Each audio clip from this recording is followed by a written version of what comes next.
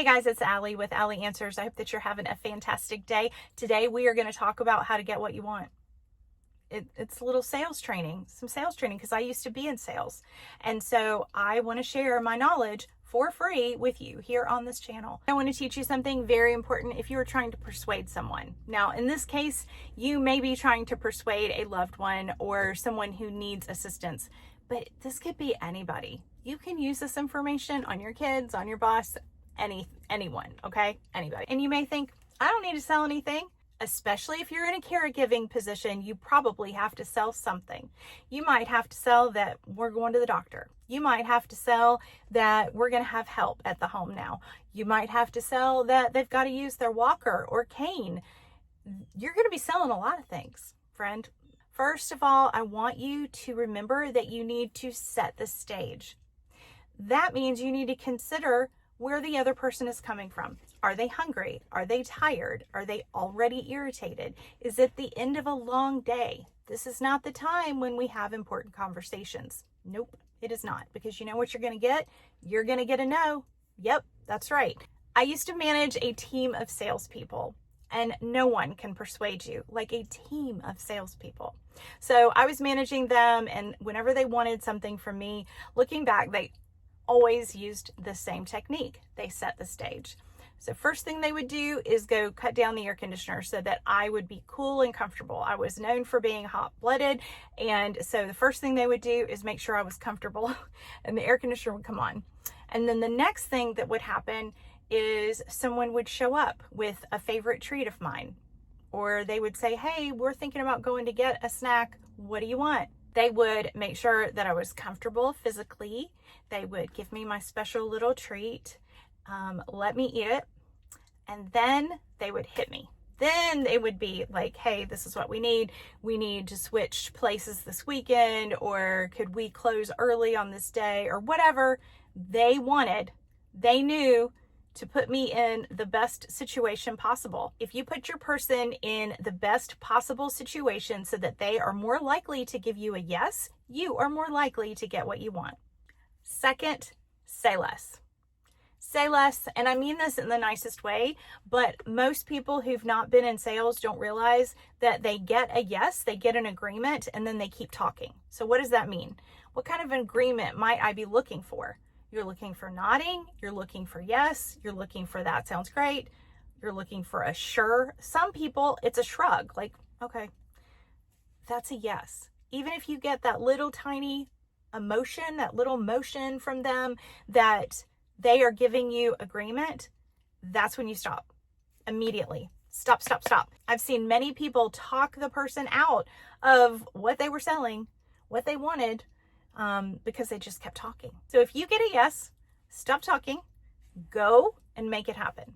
If it's an appointment that they've agreed to go to, wonderful. Go ahead and make that appointment. If it's time to leave, or you need to leave in the next 15 minutes for that appointment, start doing those things. Stop talking. I remember one of our sales trainings, they said to pretend that the people had on their forehead, what's in it for me? Now, unless you've got one of those sweet little mamas who worries about you worrying, and then maybe that would work for you to say, Mom, I'm worried about you. I need you to see the doctor so that I know that you're okay, so that I can sleep, so that I'll feel better. Okay, if you've got one of those sweet little mamas that worries about you, that might work. But for most people, that will not work. For most people, they want to know, what's the advantage? What is the advantage of the thing? Going to the doctor, maybe one of them, or using the cane or whatever. You need to tell them what the advantage is for them. And you need to know what matters to them. So if what matters to them, for example, is that they get to stay in their own home, you might say, the way that we keep you safe in your own home is that we have help now for you to get a shower. I might say, most accidents happen in the bathroom. And so we have hired someone to come help you take a shower twice a week, and they're going to keep you safe. They're going to keep you from falling, since most falls happen in there. And I know you don't need the help, but you're going to let them help you get in and out. If the problem is modesty, then you can work that into the conversation, but know what matters to them. If ultimately their goal is, I'm staying in this house no matter what, and you're behind that, you want that, then you're saying, hey, I'm on your side, And the way that we're going to reach that goal is we're going to have help. We're going to put all the safety things in place, and we're going to do what we need to do to reach your goals. Next, no rabbit trails, no rabbit holes. We are not going to process externally. Some of us really need to think out loud, and we talk to our friends and we think through something out loud.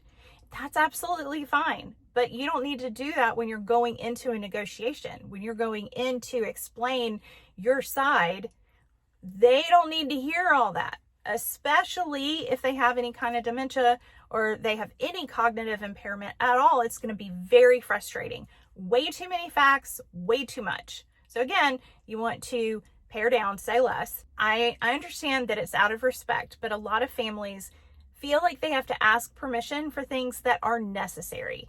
For example, I've got one client who needs to have a handheld nozzle in his shower. And the family is like, well, we'll ask him about it. I said, no, we're not going to ask him about it. We're going to put that shower nozzle in there because that is part of how he can shower when he gets home from rehab. When they go in there to take a shower, Susan's going to grab that thing.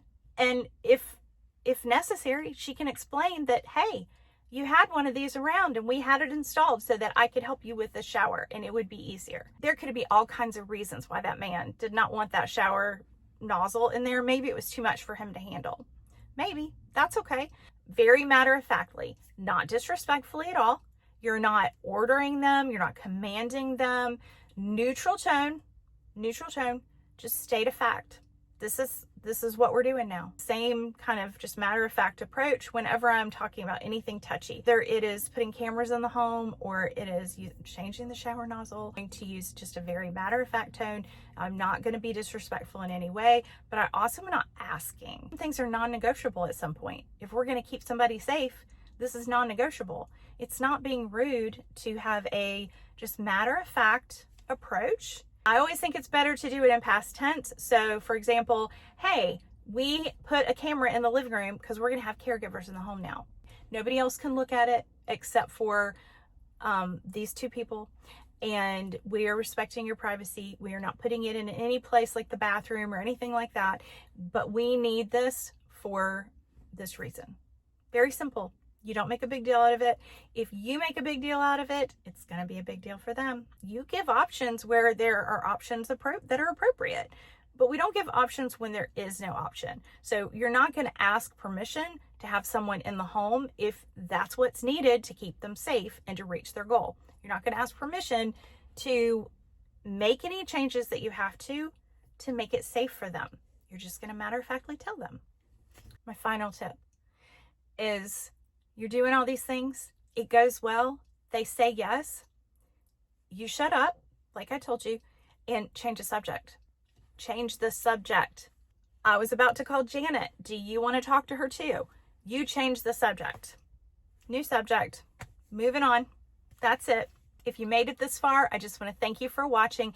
Please share this with someone that it can help. You know someone in your life needs to see this. Forward it to them.